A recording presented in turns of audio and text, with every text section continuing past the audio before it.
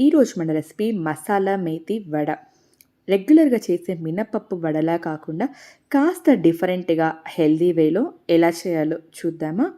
ఈ వడ అచ్చంగా హోటల్‌లో చేస్తే ఎలా క్రిస్పీగా, గుల్లగా వస్తాయో అచ్చం అలాగే వస్తాయి. లేట్ చేయకుండా వీడియో స్టార్ట్ చేద్దాం.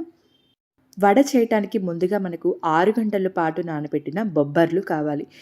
ఇప్పుడు ఈ పప్పుని పూర్తిగా పొట్టు పోకపోయినా పర్వాలేదు. కాస్త పొట్టు పోయే వరకు 1కి 2 సార్లు నీట్‌గా క్లీన్ చేసి వాటర్ ఏమీ లేకుండా తీసుకోండి. బొబ్బర్లలో వాటర్ ఏమీ లేకుండా పూర్తిగా వడకట్టి తీసుకోవాలి. వాటర్ ఉన్నట్లయితే మనకు వడ పిండి గ్రైండ్ చేసిన తర్వాత జారుగా ఉంటుంది. సో, అందుకోసం వాటర్ ఏమీ లేకుండా పూర్తిగా వడకట్టి తీసుకోవాలి. ఇలా తీసుకున్న బొబ్బరి పప్పును గ్రైండర్‌లో యాడ్ చేస్తున్నాను. ఇన్ కేస్ మీ దగ్గర గ్రైండర్ లేకపోతే మీరు మిక్సీలో కొద్ది కొద్దిగా వేసుకుంటూ గ్రైండ్ చేసుకోండి.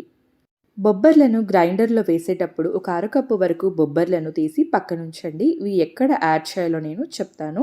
అండ్ ఇందులోనే రుచికి సరిపడా కారం, 2 లేదా 3 పచ్చిమిర్చి, అలాగే సన్నగా కట్ చేసి పెట్టుకున్న అల్లం ముక్కలు, ఒక ఉల్లిపాయను వేసి ఎంత వీలైతే అంత మెత్తగా గ్రైండ్ చేయండి. అండ్ మిక్సీ జార్‌లో వేసేవాళ్ళు కూడా మిక్సీ జార్‌లో వేసేసి గ్రైండ్ చేయండి.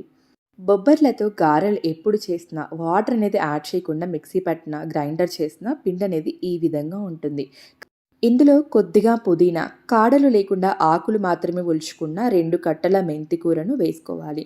ఇందులోనే ఒక టేబుల్ స్పూన్ జీలకర్ర, మనము గ్రైండ్ చేసేటప్పుడు ఒక అరకప్పు వరకు బొబ్బర్లను తీసి పక్కనుంచుకున్నాం కదా, ఆ బొబ్బర్లను ఈ స్టేజ్‌లో యాడ్ చేయండి.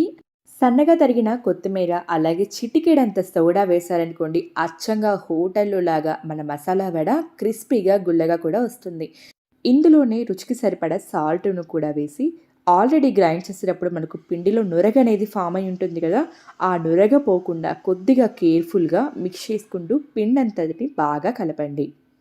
పిండి మొత్తాన్ని బాగా కలిపిన తర్వాత మనకు పిండి అనేది పర్ఫెక్ట్ టెక్స్చర్‌తో ఉందా లేదా అని చెక్ చేయడం కోసం ఇలా పిండిని ఒక బాల్ లాగా చేసి ఇలా పాల ప్యాకెట్ పైన లేదా ఆకు పైన పెట్టి ఇలా వడలాగా చేయాలి. ఇది షేప్ అనేది పర్ఫెక్ట్‌గా మన చేతిలోకి వచ్చిందనుకోండి, మన పిండి అనేది పర్ఫెక్ట్ టెక్స్చర్‌తో ఉందని అర్థం.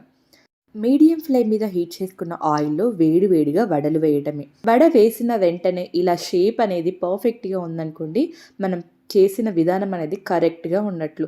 వడ వేసిన వెంటనే కాకుండా ఒక్క నిమిషం పాటు కాలనిచ్చి రెండో వైపుకు తిప్పండి. ఇలా మంచి రంగు వచ్చే వరకు ఫ్రై చేసుకోవడమే.